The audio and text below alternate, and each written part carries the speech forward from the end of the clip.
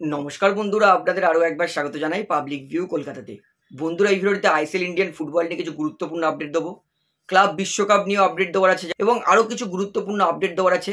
তাই বন্ধুরা ভিডিওটা শেষ পর্যন্ত দেখবেন এবং যারা চ্যানেল নতুন আছেন সকলকে একটাই অনুরোধ করে রাখবো, যেহেতু এইখানে আপনারা খেলার সমস্ত রকম আপডেটস পেয়ে যাবেন, তারা অবশ্যই পাবলিক ভিউ কলকাতা চ্যানেলটিকে সাবস্ক্রাইব করে বেল আইকন প্রেস করে অল করে রাখবেন। তাহলে বন্ধুরা সর্বপ্রথমে আপনাদেরকে ফিফা ক্লাব ওয়ার্ল্ড কাপ দিয়ে শুরু করি। ফিফা ক্লাব ওয়ার্ল্ড কাপে রাজত্ব করছে ব্রাজিলিয়ান ক্লাব। যবে থেকে ফুটবল চালু হয়েছে তখন থেকে 2025 এখনো কিন্তু ফুটবলে রাজত্ব করছে ব্রাজিল। ফিফা ক্লাব ওয়ার্ল্ড কাপেও খেলছে ব্রাজিল দেশের লিগের 4টে ক্লাব। সেই 4টে ক্লাবই নিজের গ্রুপে টপে আছে। পালমিরাস সে তার গ্রুপে টপে আছে। বোটাফোগো পিএসজিকে মুখ থুবড়ে ফেলেছে। পিএসজি গ্রুপে থাকা সত্ত্বেও বোটাফোগো 1 নম্বরে আছে নিজের গ্রুপে। ফ্লামেঙ্গো চেলসির মতো দল থাকতেও নিজের গ্রুপে 1 নম্বরে আছে। ফ্লুমিনসে ডরটমান্ডের মতো দল থাকতেও নিজের গ্রুপে 1 নম্বরে আছে। অর্থাৎ এটা পরিষ্কার, এখনো কিন্তু বিশ্ব ফুটবলে রাজত্ব করছে ব্রাজিল এবং ব্রাজিলিয়ান ক্লাবরাই। তো যাই হোক, অ্যাজ আ ব্রাজিল সাপোর্টার এই আপডেটটা আপনার ভালোই লাগবে যে ব্রাজিলের ক্লাবরাও কিন্তু রাজত্ব করছে বিশ্ব ফুটবল ক্লাব ওয়ার্ল্ড কাপে। তাহলে গতকাল যে ফিফা ওয়ার্ল্ড কাপের ম্যাচ হয়েছিল সেটা বলি। গতকাল রিয়াল মাদ্রিদ তারা কিন্তু 10 জন নিয়ে 11 জনের পাচুকা দলকে 3-1 গোলে হারিয়েছে।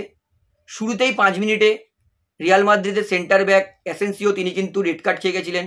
তারপরে পুরো গোটা 90 মিনিট রিয়াল মাদ্রিদকে 10টা প্লেয়ার নিয়ে খেলতে হয়েছে, কিন্তু রিয়াল মাদ্রিদ নিজের জাত চিনিয়েছে। জাবি আলোনসোর আন্ডারে কিন্তু রিয়াল মাদ্রিদ প্রথম জয় পেয়ে গেছে 3-1 গোলে। তবে বর্তমানে যা দুর্বলতা মনে হচ্ছে রিয়াল মাদ্রিদের সেটা হচ্ছে ডিফেন্স। কারণ গতকাল কিন্তু টিবেট কর্তু একাধিক সেভ করেছে। মানছি 10 জন খেলেছে রিয়াল মাদ্রিদ, কিন্তু তাও এত ডিফেন্সে ফাঁকফোকর থাকলে রিয়াল মাদ্রিদ কিন্তু বড় ক্লাবের বিরুদ্ধে খারাপ ফলাফল করতে পারে। এবং দ্বিতীয় ক্লাব সেটা ছিল ম্যান সিটি ভার্সেস আলউইন দলের মধ্যে। ম্যান সিটি কিন্তু আলউইন দলকে 6-0 গোলে হারিয়েছে।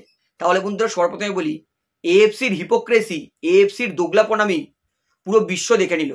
কারণ কয়েক মাস আগেই ইরানের ট্র্যাক্টর এফসির বিরুদ্ধে মোহনবাগান সিকিউরিটি রিজনের জন্য খেলতে যায়নি বলে এএফসি খুবই অন্যায়ভাবে মোহনবাগানকে এএফসি কম্পিটিশন থেকেই বার করে দিয়েছিল।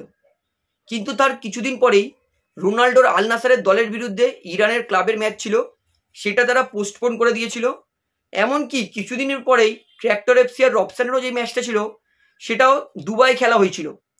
ইরান ভার্সেস কাতারের ম্যাচ সেটাও দুবাই খেলা হয়েছিল। আর এইবার AFC Asian cup qualifier women's যেটা জর্ডানে খেলা আছে সেটাও কিন্তু সিকিউরিটি রিজনের জন্য খেলা হবে কাতারে। অর্থাৎ এর থেকে একটা জিনিস পরিষ্কার, এএফসি অন্যান্য ক্লাবকে অন্যভাবে ট্রিট করে আর মোহনবাগান ভারতের ক্লাবকে অন্যভাবে ট্রিট করে। এবং এই কিন্তু এএফসির দোগলাপনামিটা পুরো বিশ্ব দেখেছে। পুরো বিশ্ব এএফসিকে থুতু করেছে। এবং এএফসি যার নাম এশিয়ান ফুটবল কনফেডারেশন হওয়া উচিত ছিল, সেই জায়গায় আমি মনে করি এএফসি নিজের নাম আরব ফুটবল কনফেডারেশনে দেওয়া উচিত। কারণ মোহনবাগানের সঙ্গে পরিষ্কার অন্যায় করেছে। এবং আমি মনে করি মোহনবাগান এইবার এই বিষয়টা নিয়ে ফিফা বা ক্যাসে গিয়ে চ্যালেঞ্জ করতে পারে, এএফসির বিরুদ্ধে কেস করতে পারে। এবং নিয়ম হচ্ছে অবৈধভাবে কোনো দলকে বার করলে প্রাইজ মানি দিতে হবে। তো মোহনবাগান আমি মনে করি 21 কোটি টাকা চ্যালেঞ্জ করতে পারে, দাবি করতে পারে এএফসির থেকে। কারণ মোহনবাগানকে অন্যায়ভাবে বার করেছে। যদি মোহনবাগানকে অন্যায়ভাবে বার না করে থাকে তাহলে এটা খেলুক না এশিয়ান ওমেন্স কোয়ালিফায়ার্স। তাহলে রোনাল্ডোর ম্যাচ, তাহলে আল নাসারের ম্যাচ কেন পোস্টপোন করলো, নিজেদের দেশের ম্যাচ কেন পোস্টপোন করলো? এইটা নিয়ে ফার্স্ট পোস্ট তারাও কিন্তু থুতু করেছে এএফসিকে। এবং আমি মনে করি মোহনবাগানের সব থেকে বড় দুর্বলতা ছিল আমাদের ভারতীয় federation, all India football federation কোনো হস্তক্ষেপ করেনি।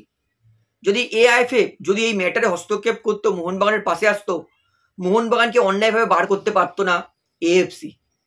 আমাদের এআইএফএ নিজে চুপচাপ থাকে, নিজের টাকা নিয়ে মতলব, তাই মোহনবাগানের এই বিষয়ে কোনো হেল্প করেনি। আমি মনে করি মোহনবাগান এইবার কিন্তু এএফসির বিরুদ্ধে ফিফাতে অথবা ক্যাসে গিয়ে রিপোর্ট করতে পারে যে আমাদের বিরুদ্ধে অন্যায় হয়েছিল। এবং অবশ্যই মোহনবাগান কিন্তু এএফসি চ্যালেঞ্জ লিগ 2 এর প্রাইজ মানি দাবি করতে পারে। তো আমি মনে করি মোহনবাগানের কিন্তু এই কাজটা করা উচিত। আপনার কি মনে হয় সেটা আমাকে অবশ্যই কমেন্টে জানাবেন। তাহলে বন্ধুরা, এটাই কি ভারতীয় ফুটবল ইতিহাসের ব্ল্যাক ইয়ার, কালো বছর? কারণ এইটা পরিষ্কার হয়ে যাচ্ছে বর্তমানে আইএসএল এর বাদবাকি ক্লাব যেরকম পদক্ষেপ নিচ্ছে, আইএসএল না হলে আমরা ডুরান্ড কাপ দেখলেও তার মধ্যে আইএসএল এর কম্পিটিশন ক্লাবগুলো দেখতে পারবো না। ফেড কাপ, সুপার কাপেও কিন্তু আইএসএল এর ক্লাবরা পার্টিসিপেট করবে না। আইএসএল হবে না বলে প্রথমত বেশিরভাগ ক্লাব তারা কিন্তু যারা নিজেদের প্রি সিজন শুরু করার কথা ছিল 14 জুলাই থেকে 22 জুলাইয়ের মধ্যে, এই মুহূর্তে তারা নিজের প্রি সিজন ডিলে করছে। তারা নিজেই জানে না যে কবে থেকে নিজের প্রি সিজন শুরু করবে।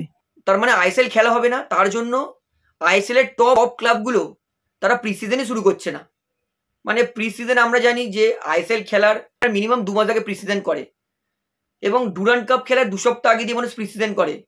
অর্থাৎ ডুরান্ড কাপে যতদূর জানা গেছে Bengaluru FC, FC Goa, Orissa FC, Mumbai city FC সহ আরো কিছু দল তারা ডুরান্ড কাপে পার্টিসিপেটই করবে না। আর যে সমস্ত দলের বি টিম আছে তারা ডুরান্ড কাপে নিজের বি টিম পাঠাবে। একবার ভাবুন, ডুরান্ড কাপ হচ্ছে, সেখানে মোহনবাগান নিজের বি টিম পাঠিয়েছে, মুম্বাই, তারপরে গোয়া, এরা নিজের দলই পাঠায়নি, এবং পাঞ্জাব, বেঙ্গালুরু নিজের বি টিম পাঠিয়েছে, জামশেদপুর নিজের বি টিম পাঠিয়েছে। আপনি বলুন, আপনি কি ডুরান্ড কাপ দেখবেন?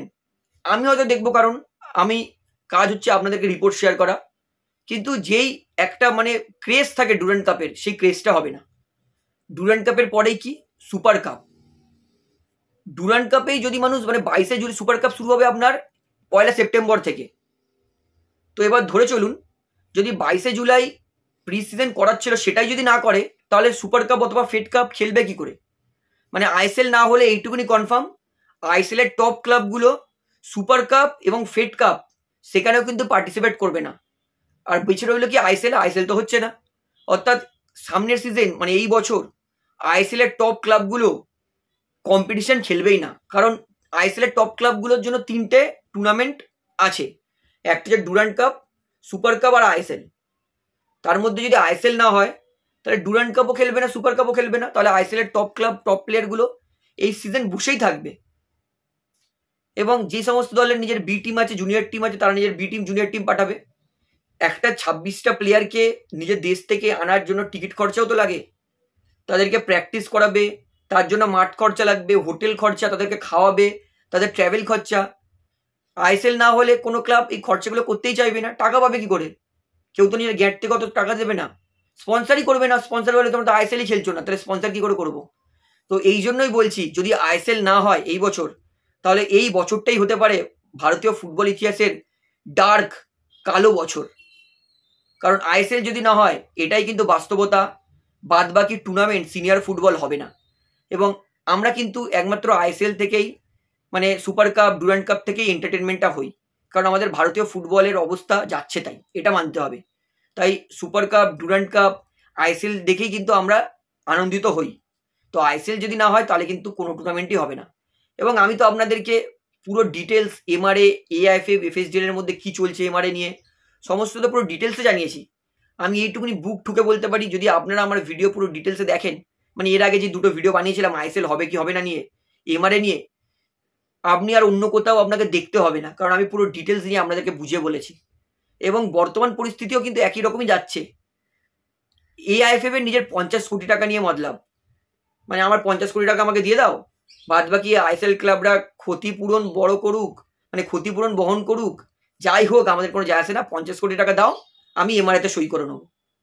এটাই আমাদের এআইএফএফ এর মানে কারেন্ট বক্তব্য, যেটা 50 কোটি টাকা না দিলে এমআরএ সই হবে না। এমআরএ সই না হলে এফএসডিএলও আইএসএল চালু করবে না বলে দিয়েছে। তো এআইএফএফ এর কোনো যায় আসে না আমাদের ভারতীয় ফুটবল যা হচ্ছে হোক, সিরিয়াসলি বলছি। তো আইএসএলই একমাত্র উপায় ভারতীয় ফুটবলকে রিভাইভ করার, সেটাও না হলে আর কিছু বলার নেই। তো যাই হোক, আইএসএল না হলে ডুরান্ড কাপ, সুপার কাপ এটাও কিন্তু হবে না, ভারতীয় ফুটবলই হবে না এই বছর। এটাও আপনাদের বন্ধুদের কাছে শেয়ার করে জানান, এবং এই বিষয়ে আপনার বক্তব্যটা কি সেটাও আমাকে কমেন্টে জানাবেন। তাহলে বন্ধুরা এবারে বলি, ইস্টবেঙ্গল দলের কি ভাগ্য সত্যিই খারাপ? কারণ এত বছর ইস্টবেঙ্গল ভালো দল গঠন করতো না, আইএসএল হতো, ইস্টবেঙ্গল আইএসএল এর 8 নম্বর, 9 নম্বর, 10 নম্বর, 11 নম্বরে ফিনিশ করতো। লাস্ট সিজন ইস্টবেঙ্গল ভালো দল গঠন করেছিল, তা সত্ত্বেও তারা পয়েন্টস টেবিলে 8 নম্বর কি 9 নম্বরে শেষ করেছিল। এই বছর ইস্টবেঙ্গল দুর্দান্ত দি বেস্ট দল গঠন করছে। যদি বলতে পারি বর্তমান পরিস্থিতিতে মোহনবাগানের পরে যদি কেউ ভালো স্ট্রং দল গঠন করে সেটা হচ্ছে ইস্টবেঙ্গল। কিন্তু দেখুন ভাগ্যটা এতটাই খারাপ যে এই বছর আইএসএল হবেই না। তো ভাবুন ইস্টবেঙ্গলের ভাগ্যটা কতটা খারাপ, এতদিন পরে ভালো দল গঠন করলো, যার জন্য দল গঠন করলো সেটাই হচ্ছে না। আইএসএল এর জন্য দল গঠন করলেও আইএসএলই হচ্ছে না। তো যাই হোক, ইস্টবেঙ্গলের এই ভাগ্য খারাপ নিয়ে আপনার বক্তব্যটা কি সেটা আমাকে অবশ্যই কমেন্টে জানাবেন, এবং আপনাদের বন্ধুদের কাছেও কিন্তু শেয়ার করে জানান যে ইস্টবেঙ্গল সত্যিই একটা খারাপ পরিস্থিতির মধ্যে দিয়ে যাচ্ছে। আইএসএল হবে না বলে এই বছর ভারতীয় ট্রান্সফার মার্কেট শুকিয়ে খরা পড়ে গেছে। ইস্টবেঙ্গল ছাড়া আইএসএল এর কোনো দলই তড়িঘড়ি করছে না দল গঠন করার জন্য। একমাত্র ইস্টবেঙ্গলই একমাত্র দল যারা কিন্তু তড়িঘড়ি সমস্ত প্লেয়ারকে সই করেছে। বাদবাকি মোহনবাগান, গোয়া, মুম্বাই কেউ কিন্তু তড়িঘড়ি কোনো প্লেয়ারকে সই করার চিন্তা ভাবনা করছে না। অর্থাৎ মেহতাব সিংকে যে মোহনবাগান নেওয়ার জন্য উঠে পড়ে লেগেছিল, আইএসএল যে হবে না এরকম আপডেটটা বেরোনোর পর থেকে কিন্তু মোহনবাগান তারাও কিন্তু মেহতাব সিংকে নেওয়ার ব্যাপারটা স্লো হয়ে গেছে, এবং এই মুহূর্তে কিন্তু মুম্বাই মেহতাবের সঙ্গে কন্ট্রাক্ট এক্সটেনশন করার কথাবার্তা ভাবছে। তাহলে বন্ধুরা, ভিডিও এখানে শেষ করছি। আশা করি ভালো লাগলো। তো ভিডিওটি ভালো লাগলে অবশ্যই লাইক করুন, কমেন্ট করুন, শেয়ার করুন, এবং চ্যানেল নতুন সকলকে একটাই অনুরোধ করে রাখবো, যেহেতু এখানে আপনারা খেলার সমস্ত রকম আপডেটস পেয়ে যাবেন, তারা অবশ্যই পাবলিক ভিউ কলকাতা চ্যানেলটিকে সাবস্ক্রাইব করে বেল আইকন প্রেস করে অল করে রাখবেন। ধন্যবাদ।